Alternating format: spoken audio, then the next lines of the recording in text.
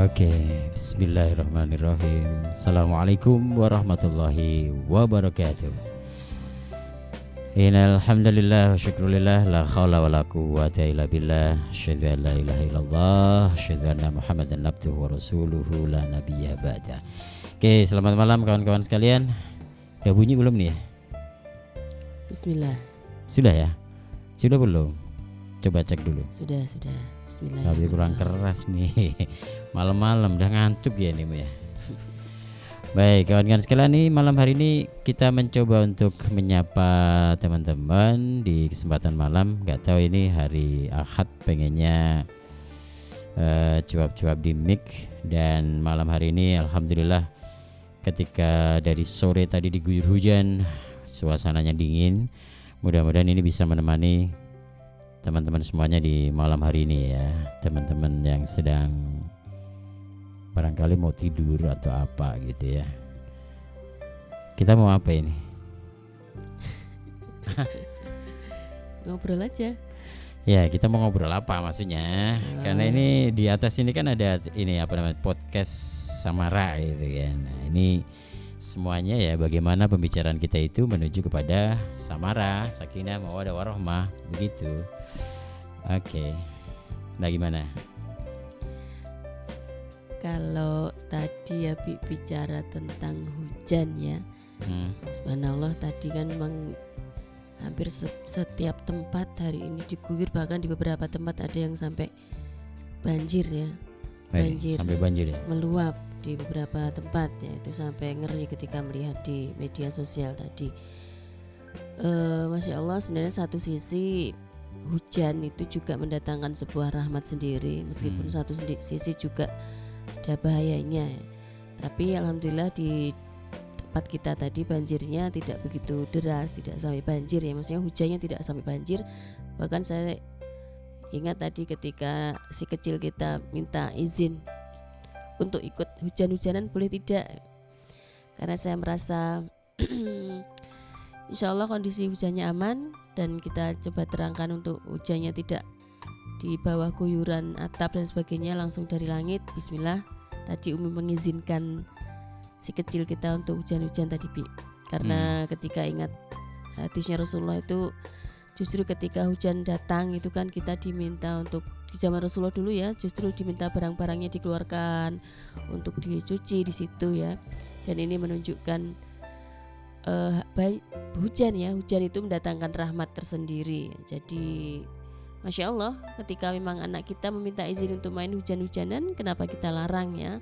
Selama kita tahu kondisi anak kita itu dalam kondisi yang sehat, fit, dan tentunya selepas hujan-hujanan kita sudah mempersiapkan anak-anak kita dengan mungkin minuman yang hangat, kemudian mandi air hangat dan sebagainya, insya Allah semuanya aman ya. Jadi ketika tadi si kecil habis hujan-hujanan langsung sekaligus mandi keramas, sudah terlihat fit ya.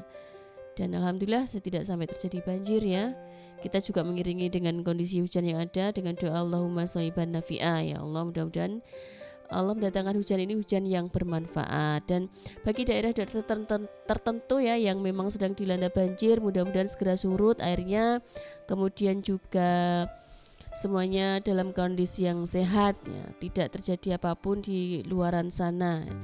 Kalaupun mungkin harta benda ada yang terbawa, tapi mudah-mudahan semua kondisinya fisik semuanya sehat walafiat, dan ini bagian dari ujian Allah, mudah-mudahan segera berakhir ya musibah banjir. Ketika di luar tadi beberapa media sosial menyebutkan ada yang memang sampai airnya menerobos, kalau tidak salah tadi di Tawangmangu ada yang seperti itu Bi. Jadi ada yang sampai air menerobos rumah itu sampai ya banjir. Itu juga mudah-mudahan nanti bisa segera surut dan kita tidak akan mendengar kabar-kabar duka ya, tapi semuanya ya ini ujian yang tidak sampai mendatangkan korban-korban jiwa, mudah-mudahan demikian. Oke, itu harapan kita bersama ya. Iya. Mudah-mudahan diselamatkan kita, keluarga kita. Dan Amin. ini upaya malam hari ini juga kita pengen bicara terkait dengan apa tadi ya, masalah durhaka. Atau Iya. apa?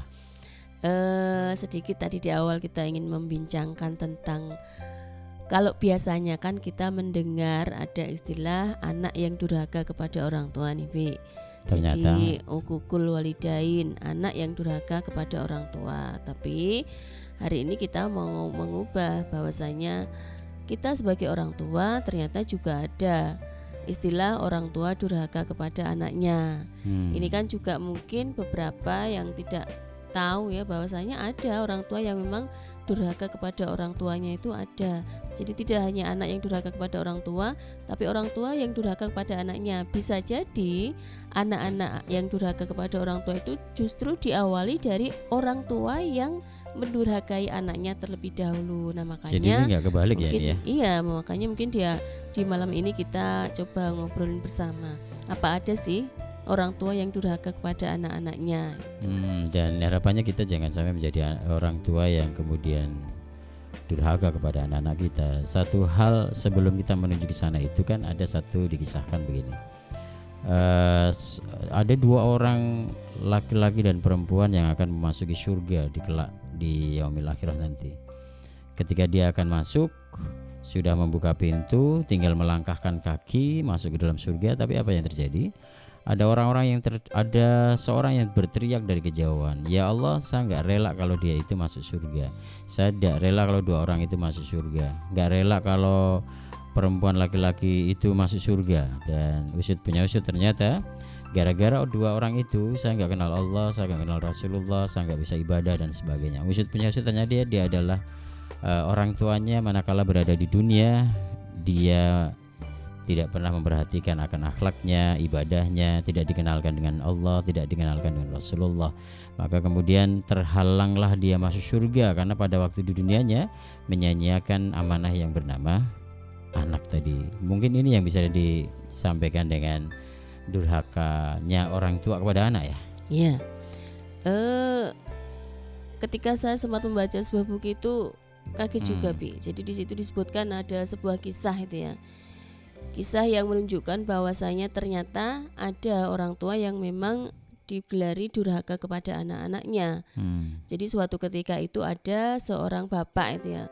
Seorang bapak itu mendatangi rumah Khalifah Umar bin Khattab saat itu.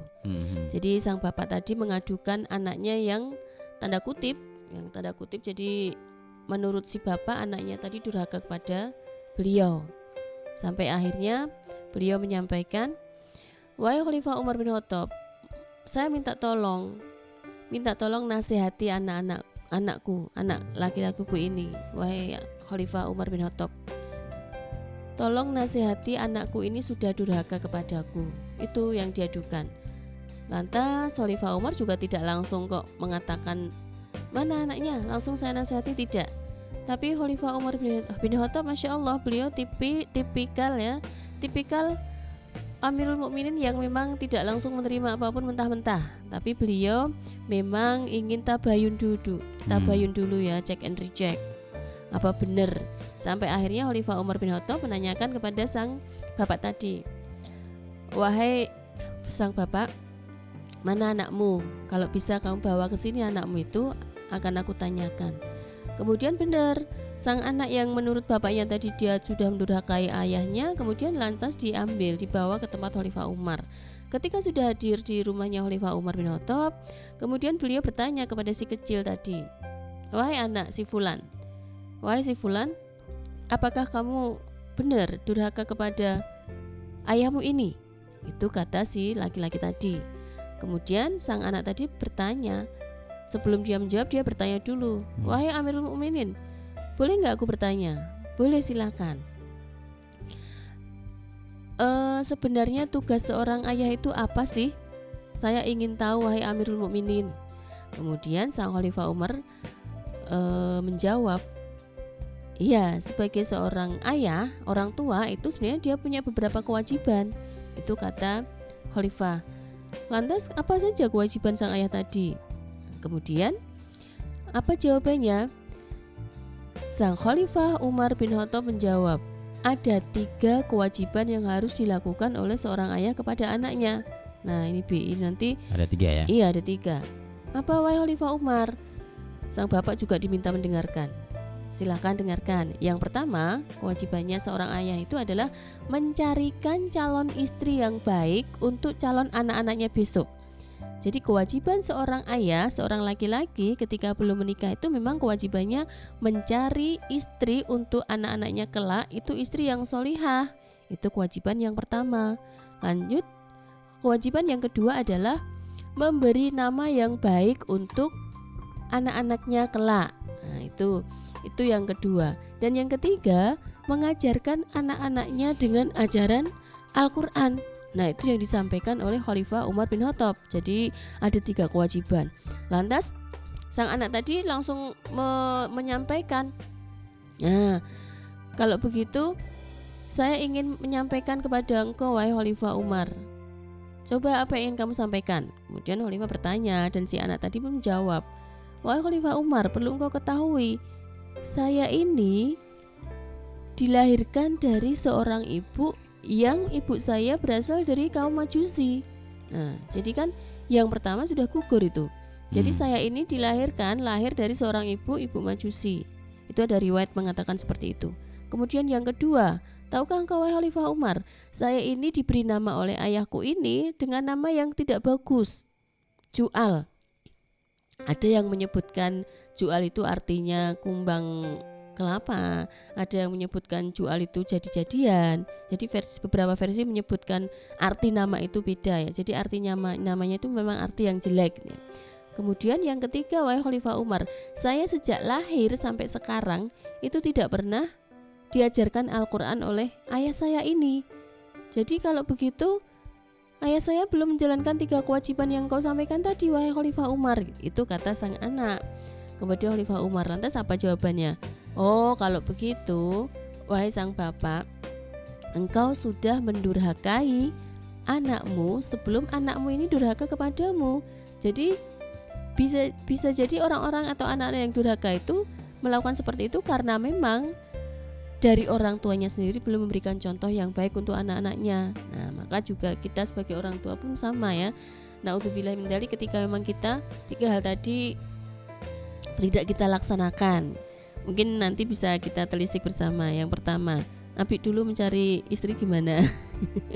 Mencarikan istri untuk anak-anakku ya, gitu untuk calon anak-anaknya. Abi dulu mungkin menemukan Umi itu di pasar apa dari mana. Ini kan jadi bagian dari masuk kriteria tadi yang pertama.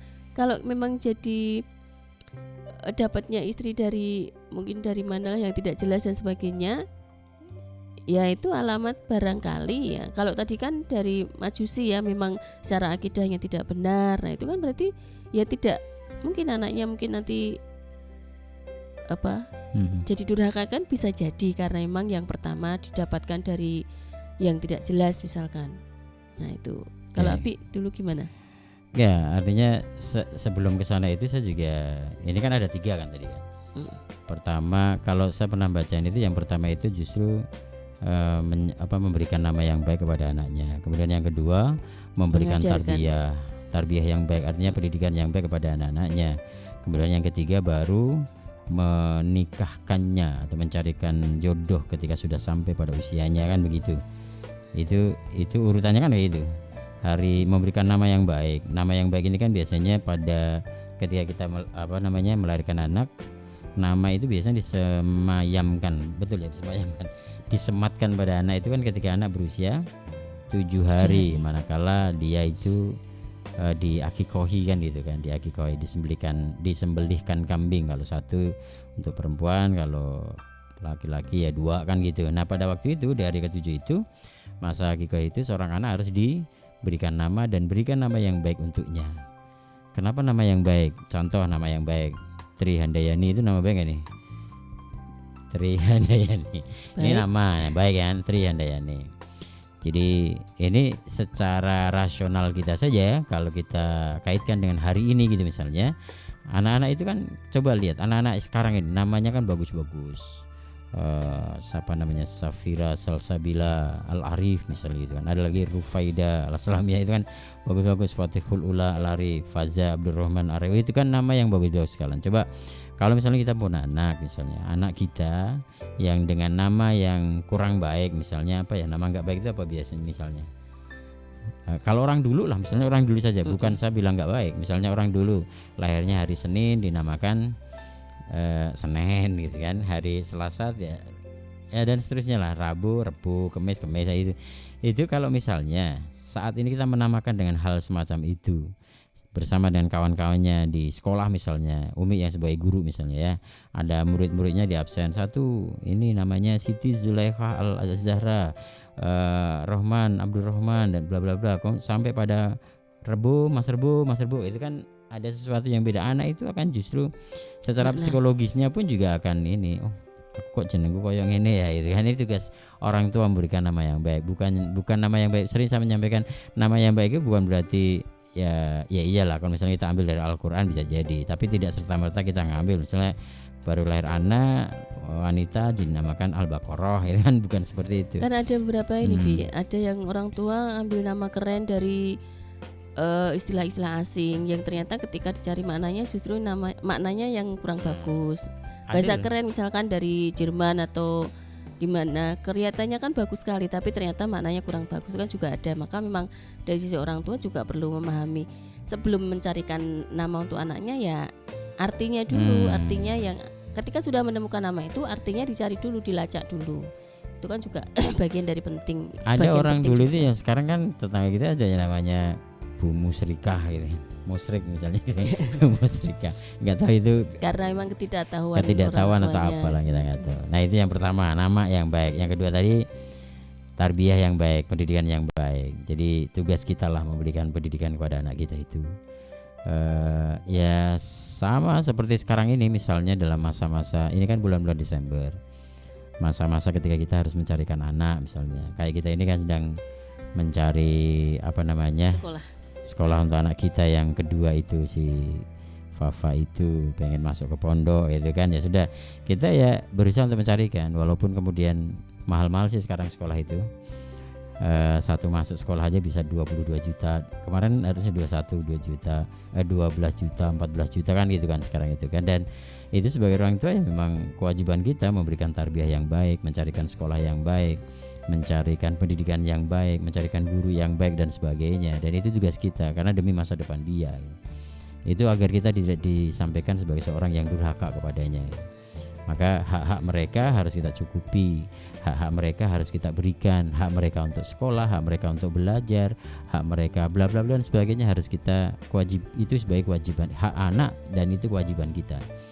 Nah yang selanjutnya yang ketiga itu yang Umi tanyakan tadi tentang menikahkan kan. Menikahkan, mencarikan dia pasangan yang baik. Dulu Umi dicarikan pasangan sama ayah ibu enggak? Kenapa kok harus memilih saya gitu kan? Nah pasti nggak bisa jawab dia itu. Besok ada pembahasan sendiri, bisa kita obrolkan di lain waktu itu. Bagaimana mencari pasangan yang baik. Nah bagaimana mencari jodoh yang baik untuk anak-anak kita. Kita itu bukan zaman Siti Nurbaya sebenarnya ya, ketika anak harus kita paksa ini dan itu dan sebagainya. Tapi yang jelas proses-proses menuju kepada sebuah pernikahan sakinah, pernikahan yang sesuai syariat itu harus kita jalankan. Jangan kemudian orang tua justru mempersilahkan cari kamu kok nggak punya pacar toh, kamu nggak, bukan semacam itu. Tetapi harus kita arahkan yang baik.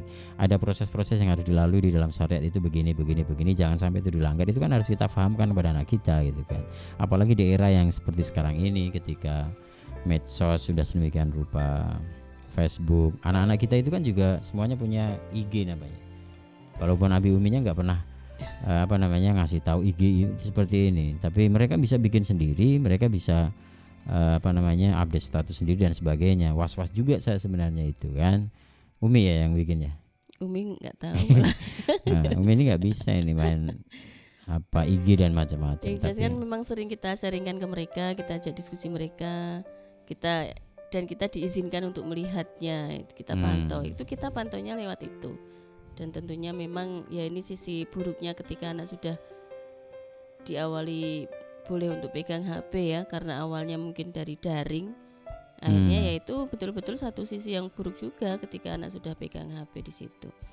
Mudah-mudahan kita ya terhindar dari menelantarkan anak kita untuk keterusan dalam berselancar di iya sih itu awalnya dari daring kemarin sih, sekolah sekian ketika bulan. Nggak ada daring ya anak insya Allah masih istiqomah dengan untuk tidak pegang HP, tapi karena kondisi memaksa harus daring akhirnya juga ya kita akui lah, kami di rumah itu juga punya fasilitas internet yang dengan kecepatan Ya insya Allah bagus lah kayak gitu ya, karena di belakang rumah kita kan ada tower, itu dipakai untuk internet. Anak-anak pun juga bisa mengakses itu. Walaupun sebelum ada daring, anak-anak itu kita batasi luar biasa. Tapi sekarang anak-anak yang daring itu mereka pada megang tablet sendiri.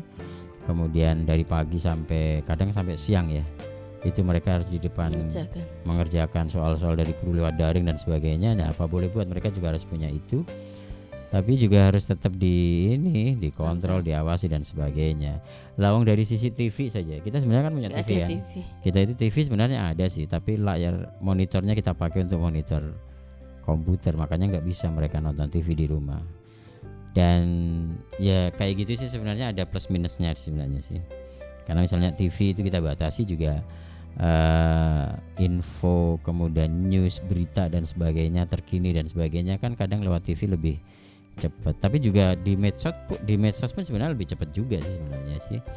Makanya kita harus pintar-pintar bagaimana kemudian menjadikan anak-anak kita itu tidak lost control gitu lah. Artinya mereka agar seperti di lagu itu orang lost doll gitu loh maksudnya. Jadi di col ke sirai cekal buntutean gitu loh maksudnya. Artinya harus kita perhatikan, harus kita awasi dan sebagainya. Jangan sampai kebablasan. Kan begitu. Ya ini ujian berat juga untuk para orang tua ketika emang anak sudah betul-betul dia pegang HP, kalau tidak ada controlling dan orang tuanya lebih tidak paham dari anak-anak. Intinya anak-anak malah justru lebih paham. Nah itu juga bagian dari ujian lagi. Maksudnya anak-anak lebih paham menggunakan itu daripada kita ya. Akhirnya kayak gitu juga ya. Kok ya pengakuan yang tulus gitu. Artinya anak-anak bisa memakai. Tapi kalau anak-anak kita baru ini kok Facebook nggak punyanya kelihatannya IG itu, nggak tahu itu. Bahkan sekarang ada program aplikasi TikTok itu, saya pernah sempat lihat juga anak itu pakai TikTok. Loh kok kayak gini ya itu kan. Tapi terus ya kita diskusikan lagi dengan mereka. Yang penting ada komunikasi dari kita untuk mereka, itu bagian dari ikhtiar untuk controlling. Mudah-mudahan nanti kalau pandemi sudah berakhir, anak-anak sudah tidak lewat daring lagi. Ya harapannya seperti itu ya, HP kita batasi kembali. Artinya kan terbatasi penggunaan gadget dan juga macam-macam itu tadi ya. Nah ini kan bagian dari ikhtiar kita juga biar ketika kita mendampingi mereka, ini mudah-mudahan jadi bagian untuk kita tidak masuk ke dalam perangkap tadi durhakanya orang tua kepada anak-anaknya. Mungkin yang kelihatannya remeh-temeh, tapi ini bagian dari sesuatu yang serius, Bi. Ketika kadang Umi itu mendengar orang tua yang manggil anaknya itu dengan panggilan-panggilan yang sangat tidak menyenangkan ya. Misalkan anaknya mohon maaf secara fisik hitam atau apa, langsung dipanggil anaknya si ireng atau si hitam, black itu kan gitu ya. Atau si black, itu kan bukan panggilan-panggilan yang bagus ya. Sementara Rasulullah sendiri ketika manggil anak-anak kecil itu dengan panggilan yang lengkap, bahkan ditambahi gelar. Misalkan namanya siapa, Ahmad itu ya, Ahmad Solih, itu ada tambahan gelarnya, itu kan bagian dari doa. Tapi kan banyak yang orang tua justru memanggil anaknya itu dengan fisik-fisik yang terlihat di anaknya dan dilihat dari kekurangannya. Misalkan anak itu gendut misalnya, si bagong gitu kan. Ada loh kayak gitu ya. Anak yang barangkali lincah sekali itu pernah itu kaget loh. Jadi ketika sempat di pinggir jalan ngobrol dengan ibu ya, anaknya itu aktifnya minta ampun ya, aktif sekali. Itu sampai dipanggil si itu loh, ikan itu lele.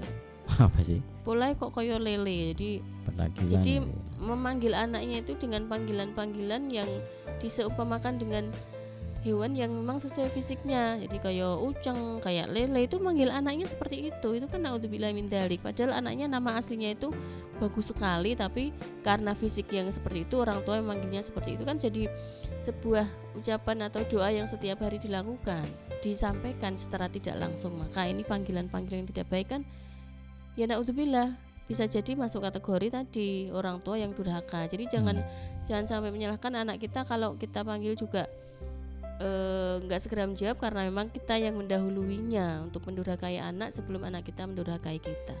Itu kan bagian dari sesuatu yang harus kita jauhi juga. Dan kadang-kadang meskipun kita masuk ke dalam perangkap-perangkap itu, ya mesti beristighfar lagi lah. Oke, 3 hal tadi ya. Jadi tidak sedikit orang tua yang menuntut putra-putrinya itu berbakti kepada orang tua, tetapi dia sendiri tidak paham bahwa ada pula sebutan ayah yang durhaka kepada anaknya. Jangan sampai kita termasuk orang yang demikian rupa. Jika anak durhaka, nasib hidupnya itu kan sia-sia. Begitupun orang tua yang durhaka kepada anaknya, maka bisa jadi nasibnya pun juga akan disia-sia. Ada riwayat ini? Iya, diriwayatkan pada masa Umar bin Khattab ya. Ya itu seperti kisah yang Umi sampaikan tadi, Bi. Jadi orang tua yang bapaknya mengadukan, ternyata memang ketika hal itu tidak dilakukan, akhirnya bapaknya sendiri yang dikatakan oleh Umar, beliau sebagai orang yang durhaka kepada anaknya. Jadi kamu jangan salahkan anakmu dulu. Anakmu itu kau anggap durhaka, tapi justru engkau yang mendahului mendurhakai anak-anakmu. Jadi kalau biasanya anak durhaka kepada orang tua, justru orang tua yang banyak mendurhakai anak-anaknya. Jadi seakan tidak menerima anak itu sebuah investasi kebaikan di masa mendatang. Bahkan sekarang ngeri ketika ada ibu kandung yang tega membunuh anaknya atau mungkin membuli anaknya sendiri. Anaknya sendiri malah dibully, itu juga ada loh, Bi. Jadi anaknya dibully di hadapan teman-temannya atau membanding-bandingkan anak satu dengan yang lainnya. Itu kan bagian dari dia karena tidak punya pemahaman akan pembelajaran yang baik, tarbiyahan yang baik. Akhirnya ya itu sebutan durhakanya orang tua kepada anak itu bisa disandingkan di situ. Naudzubillah. Oke.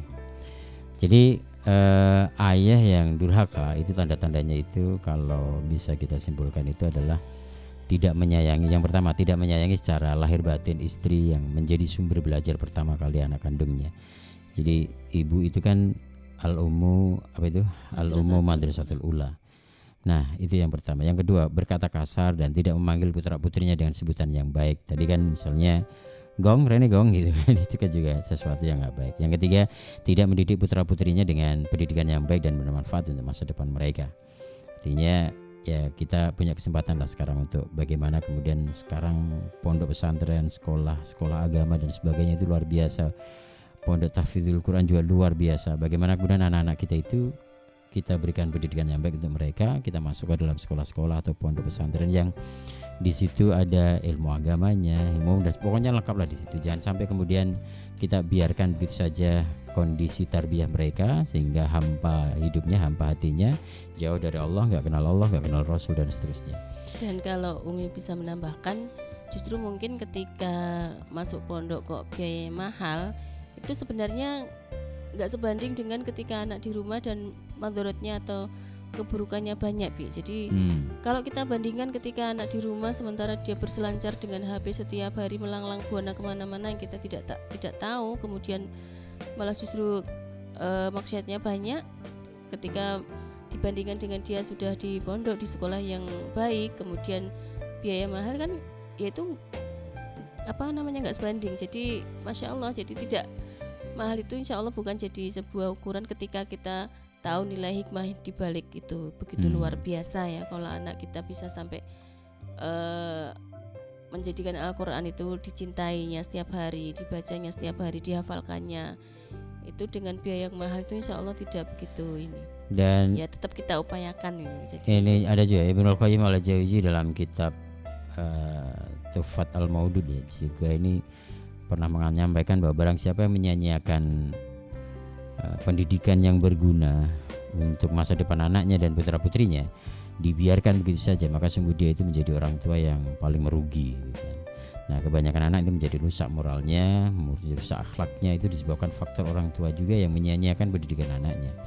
Akibatnya anak itu tidak berkembang akal pikirannya dan tidak mendatangkan manfaat di masa depannya untuk kedua orang tuanya. Itu Ibnul Qayyim al-Jauzi. Oleh karenanya kemudian ya kalau sebenarnya klasik sih alasan ini mahal banget sih biayanya, itu kan klasik juga ya sebenarnya. Kalau memang nggak mampu, memang juga betul-betul nggak mampu. Tapi kan sekarang ada juga loh pondok pesantren, ada sekolah-sekolah yang kemudian justru gratis, free, itu kan ada juga sebenarnya. Biaya yang ringan juga ada. Tinggal bagaimana kita lah kemudian untuk meyakinkan anak-anak ini. Walaupun juga anak-anak itu kemudian ketika mau kita pondokkan misalnya juga menolak dengan keras gitu kan. Seperti anak kita kan dulu juga nggak mau kan, sebenarnya masih kelas 6, 5 itu juga nggak mau dipondokkan. Tapi ketika sudah keluar kelas 6 masuk itu sekarang malah di rumah itu sekarang jenuh dia. sering jenuhnya di rumah. Nah tinggal bagaimana kita memotivasi dia gitu kan untuk kemudian itu tadi agar kita tidak durhaka lah, intinya agar kita itu tidak durhaka kepada anak-anak kita, sehingga kita bisa melaksanakan kewajiban kita dengan tidak menyia-nyiakan hak mereka gitu. Mereka punya hak untuk mendapatkan pendidikan yang baik dari kita. Dan itu bentuk ikhtiar kita sebagai orang tua ya, untuk bisa menerapkan 3 hal tadi. Mudah-mudahan gelar durhakanya orang tua kepada anak tidak kita sandang. Begitupun para orang tua yang di rumah, tidak sampai gelar itu ada pada diri kita. Ya itu ya. Dan yang terakhir tadi mencarikan pasangan kalau sudah sampai waktunya. Jadi ini udah siap belum nih? Anak kita kan juga udah gede ini kan. Masih kecil. Oh masih kecil, SMP kelas 2. Tapi kalau nanti sudah sampai pada waktunya, ya sudah, orang tua berkewajiban untuk mencarikannya. Kalaupun enggak itu misalnya, ya carikan satu bi'ah gitu kan. Artinya bi'ah itu lingkungan, bi'ah hasanah untuk dia. Misalnya di tempat kuliah dia harus ikut ngaji, harus ikut halaqah ini dan sebagainya, sehingga dia punya satu lingkungan atau bi'ah hasanah itu, yang di bi'ah itu pun juga berpikir sampai pada ke mungkin kemunakahannya gitu kan, ke pernikahannya. Kalau kita nikahnya dulu piye ya? Ya ada proses-proses yang harus dilalui, ta'aruf dulu, kemudian baru nazar dan khitbahnya dan sebagainya itu harus dilalui dan sebagainya. Jangan kemudian asal tembak set kayak orang sekarang. Ada sering ikhtilat laki dan perempuan yang luar biasa. Kemudian ikhtilat itu tidak hanya secara langsung loh sekarang loh ya. Artinya tidak secara langsung. Yang disampaikan yang tadi terkait dengan dunia maya juga bisa jadi melalui medsos dan macam-macam, yang kita harus mengontrol itu semuanya, jangan sampai kebablasan gitu.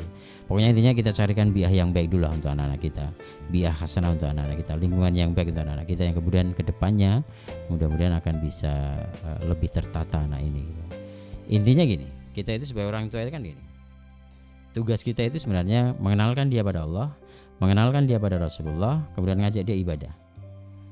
Perkara sok mben kuwi besok itu anak itu akan durhaka kepada kita, tapi tugas kita itu harus kita lakukan. Tugas kita sebagai seorang ayah, sebagai ikhtiar kita harus kita lakukan. Terlepas dia itu akan durhaka kepada kita, itu bukan urusan kita. Penting tugas awal itu kita jalankan, didik dia, beri tarbiyah dia, kenalkan Allah, kenalkan Rasul, aja ibadah, jadikan akhlak dia lebih baik. Perkara hatinya dia besok itu urusan Allah gitu kan. Dan yang membolak-balikkan hati manusia itu adalah yang memberikan petunjukan juga Allah. Hidayah itu Allah. Hidayah itu dari Allah. Jadi tetap kita orang tua ya tetap mengupayakan berikhtiar semampu kita supaya bisa menjalankan 3 hal tadi, akhirnya tidak terjerumus ke dalam gelar orang tua yang durhaka. Sementara anak Nabi aja kan ada yang kayak gitu kan. Anaknya Nabi Nuh misalnya ya. Siapa namanya? Kan'an misalnya. Kan'an ketika diajak naik ke dalam kapal gitu kan. Nah ini sampai pada pendidikan ini juga. Diajak naik kapal, ayo naik ke kapal bersama orang yang beriman agar engkau selamat, tidak kena air bah, tidak kena tsunami dan sebagainya. Tapi apa yang disampaikan Kan'an? Ini anak Nabi loh ini. Dia menyampaikan pada ayahnya, enggak pak, saya bisa renang kok, saya bisa naik ke gunung yang tinggi, saya bisa naik pohon yang tinggi, saya mau bisa ke puncak gunung dan sebagainya. Akhirnya kan dia tenggelam juga itu. Sama dengan ibunya kan. Si ibunya itu yang kemudian diajak masuk dalam kapal juga tidak mau.